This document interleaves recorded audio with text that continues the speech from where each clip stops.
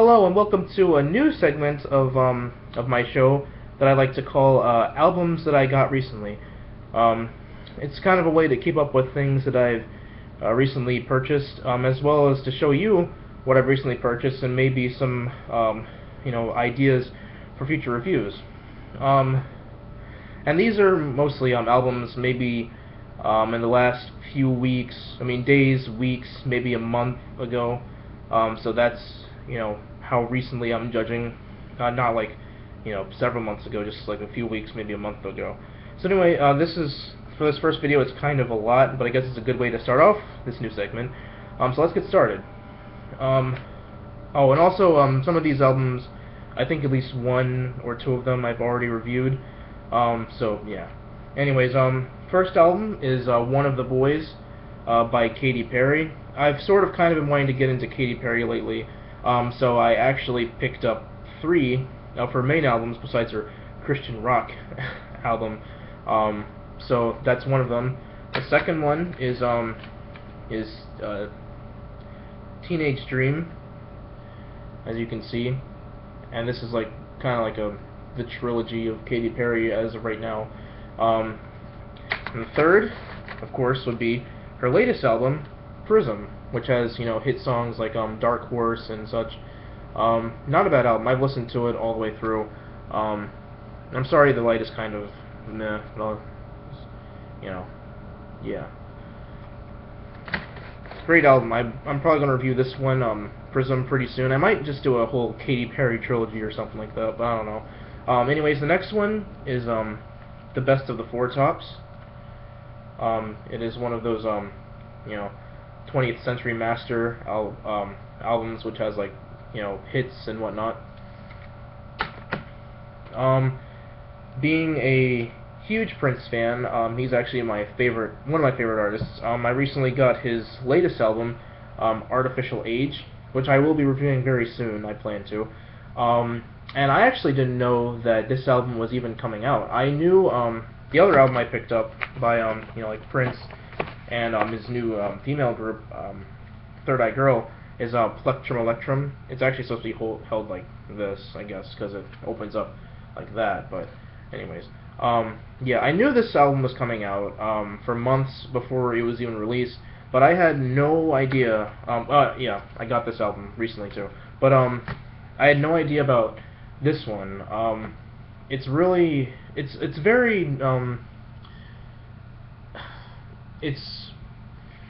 it's not like his classic stuff, of course. It's well, it's kind of like a mixture of some of his classic stuff, very reminiscent of things from like say maybe Graffiti Bridge or maybe even like Musicology perhaps.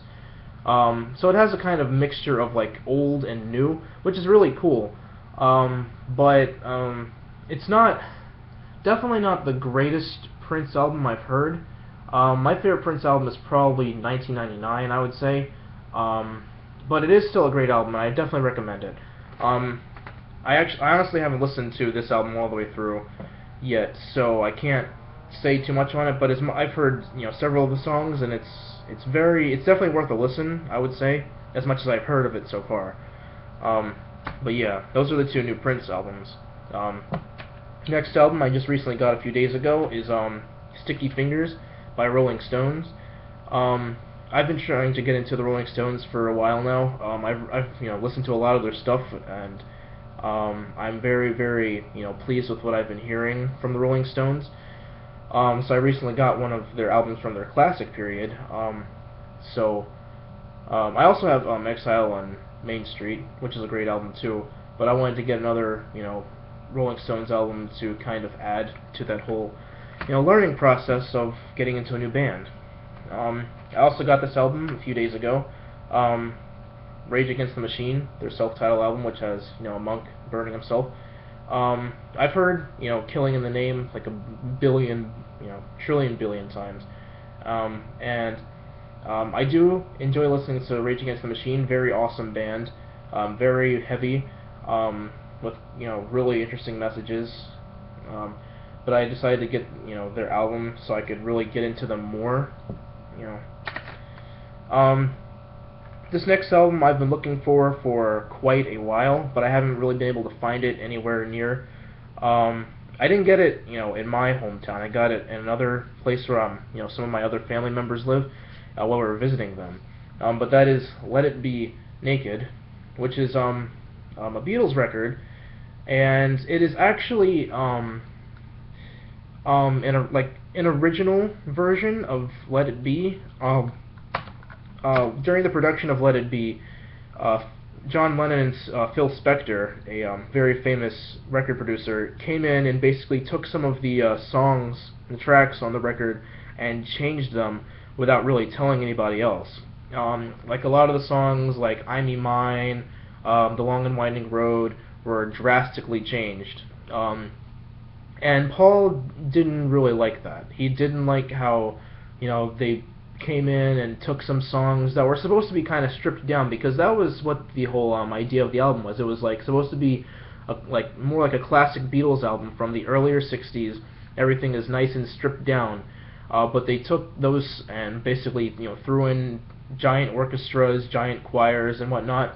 And Paul didn't really take to that too well. So years and years later, this is like the 2000s, I believe, 2003. Years and years later, he basically took those tracks and stripped them down again, and basically put them onto an album to show what the album was originally supposed to be meant to be.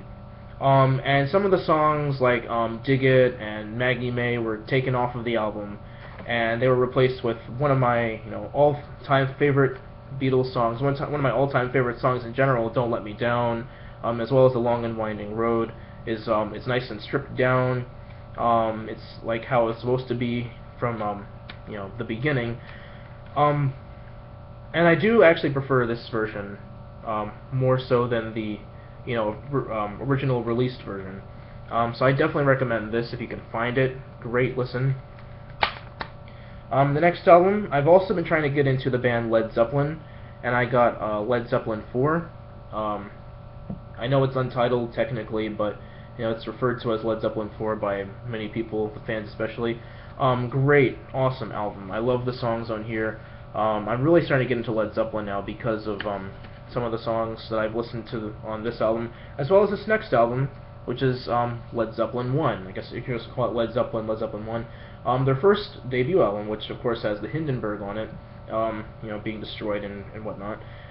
Great album. It full of like blues rock and stuff like that. Awesome. I've been wanting to get this album for a while now, and that is Quadrophenia by The Who.